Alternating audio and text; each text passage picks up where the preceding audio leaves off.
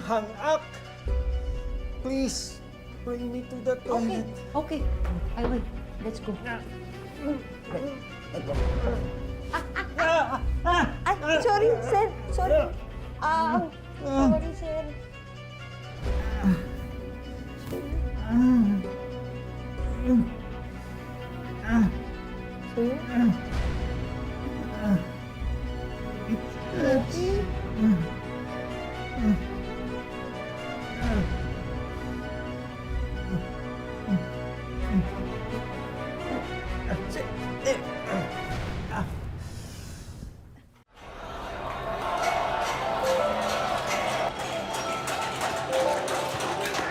Ate, hintayin na kita makasakay ng busa bago ako pumunta sa station.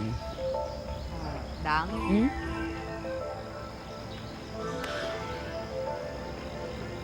Umamin ka sa akin. Oh, May relasyon ka ba sa amo mo? ano? Sasabihin mo? Dang, ganito kasi, ang dami kong kilalang mga kababayan natin dito sa Hong Kong na nasisira ang buhay dahil sa pakikiapid. Alam ko yan, ang dami kong kilalang ganyan. Hindi naman type si Mr. Wong. At saka, ewan ko, siguro kung kamukha siya ni Ding Dong, baka bigyan ko ng chance. Mahal ko si Otep, no? Hindi ko lulukuhin yung asawa ko. Okay ka lang? Sige. Tsaka ready na yung check-in mo kay Mr. Wong, yun yung utang mo. Talaga? Oo. Naku, Dang, salamat. Sige, sasabihan ko si Bernard, matutuwa yun. Oo, bukas pwede mo na kunin. Sabi ko sa'yo, mabait lang talaga yun. Sweet talaga siya. Pero ganun siya sa lahat ng kasambahay niya. Relasyon agad eh. Kahit nagdadalawang isip, umutang pa rin si Dang kay Mr. Wong para sa kanyang ate Jelay. Pero pagdating ng bayaran, nako, ayan na. Si Dang din pala ang sasabit dahil hindi makapagbayad ang kapatid. Sir, sorry. My sister cannot pay this month.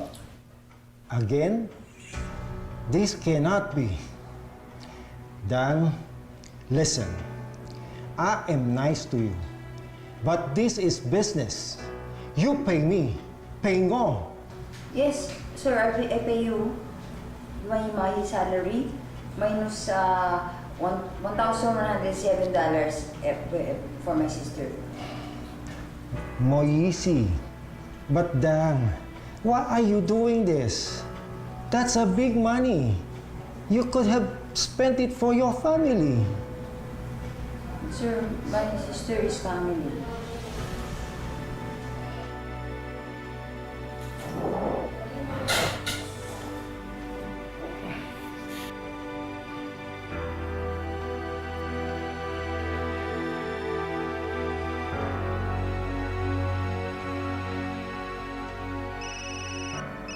Hello?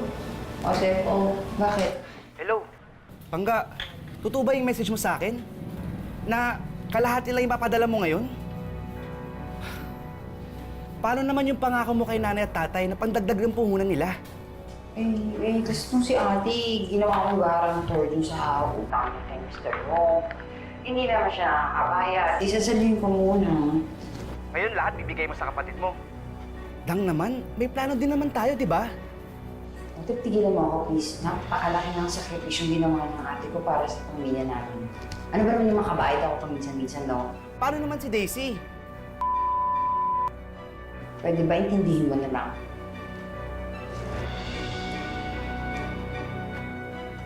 Hello? Hello? Dang!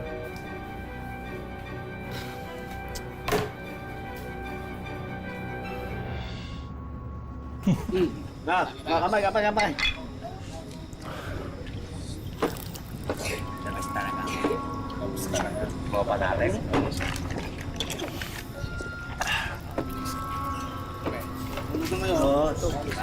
Teka lang, pre.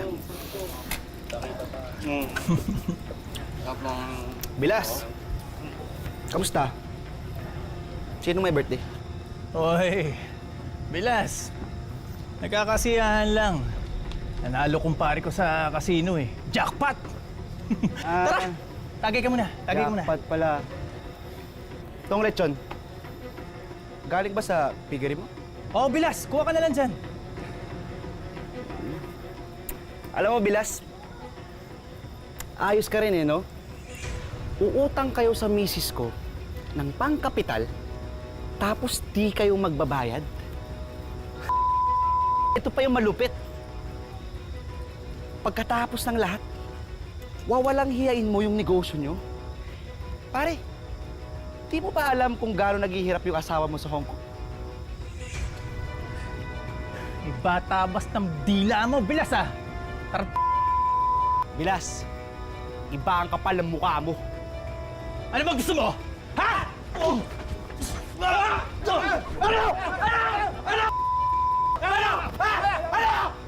Kapal ng mukha mo! Hayop ka, Otep! Huwag ka nang papakita sa akin! Mas hayop ka, Bernard! Kung niloko mo yung asawa mo, huwag mo kami itamay! Ano? Ano?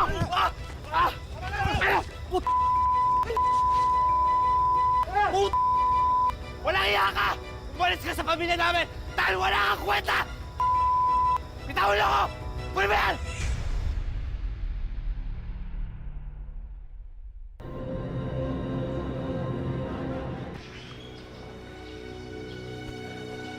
Hoy!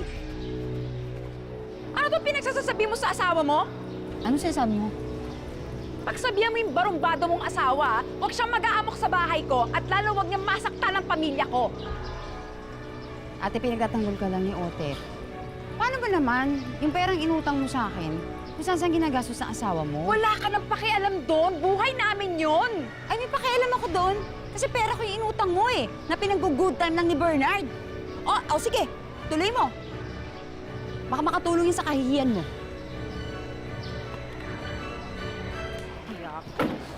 Sagot-sagot ka pa! Pagsabihan mo yung asawa mo, ha? Ha? Ang utang na loob, ha? Wala. Ay! Ikaw na nga itong Hayop ang iba ng manakit. Ha? Ikaw na nga Yung gagalawin ng pamilya ko, ha? Ikaw na nga itong pinagtatanggol eh. Ang dami mo pang arte. Ano ba nangyari sa inyong dalawa? Oo nga, Dang. Magpapasko, nag-aaway kayo. Ewan ko ba dyan kay ate? Ako na nga tumutulong sa kanya. Ako pa napapasama. Ay, Diyos ko po. Ano ba yung ate mo kasi? Baliw na baliw dyan sa asawa niya. Parang wala nang ibang lalaki dito sa mundong to. Oo nga eh, ang ayos-ayos ko ni ate. Pagdating kay Bernard, wala na nagiging bulag tsaka bingi na siya. Pagsasabihan ko yung Bernard na yan, siya naman may kasalanan ng lahat ng to eh. Huwag na, Nay. Baka kayo pa awayin ni ate pag ginawa niya yun. Ah, subukan niya! Subukan niya! Baka makarinig siya ng mga salitang ngayon niya lang narinig sa buong buhay niya. Oo. Kayo ba nakausap niyo si ate? Oo. Eh, uwi raw siya ngayong Pasko eh. Ikaw, Oo, pero ayoko siya makita dyan. Bahala siya. magkapatid pa rin kayo eh. Ano ka ba? Mag-usap kayo na maayos. Oo, ayoko nung nag-aaway tayo. Pas.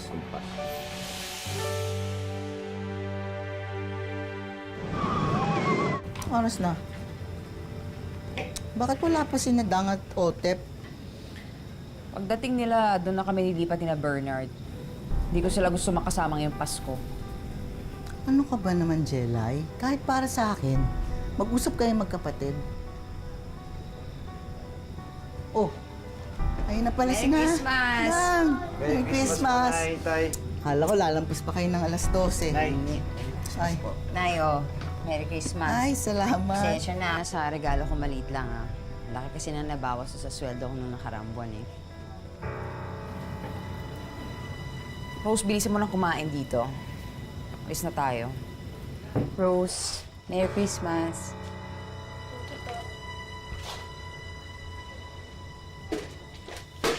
Jelay, Kung sama ng loob lang at panunumbat ang ginamit na pambalot sa regalong yan, hindi namin kailangan yan. Ikaw ang kapal din ng mukha mo, no? Ang dupang mo na, ingrata ka pa. ano ba? Magpapasko ba tayo? O magpapatayan kayo?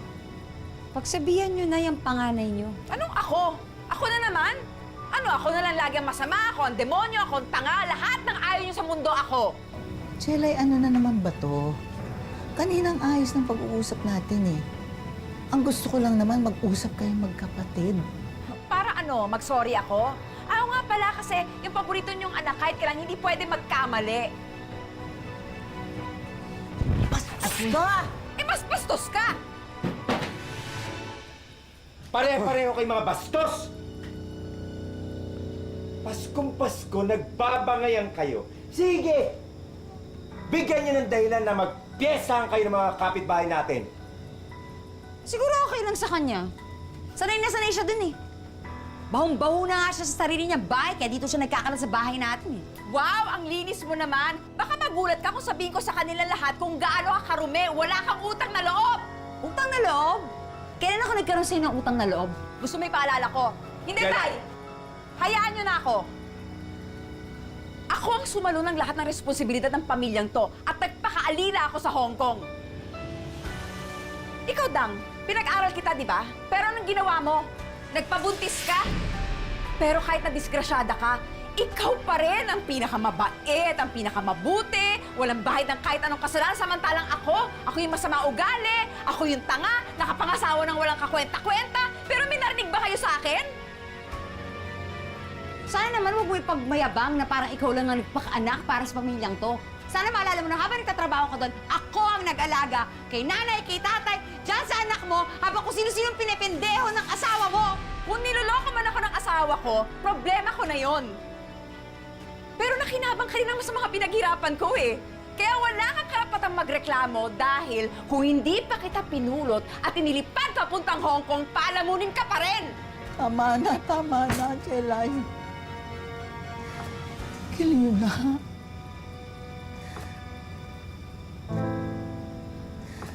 Hindi mo ba ititikom yung bibig mo? Ha? Kundi man para sa birthday ko, para man lang sa Pasko. Hindi! Walang Pasko sa pamilyang to! Dahil ang Pasko para sa mga taong may puso at lahat kayo wala nun! Lalong-lalo ka na! Hoy, Dan! Huwag ka nakikiyag dito! Halika dito! Nay! Susa!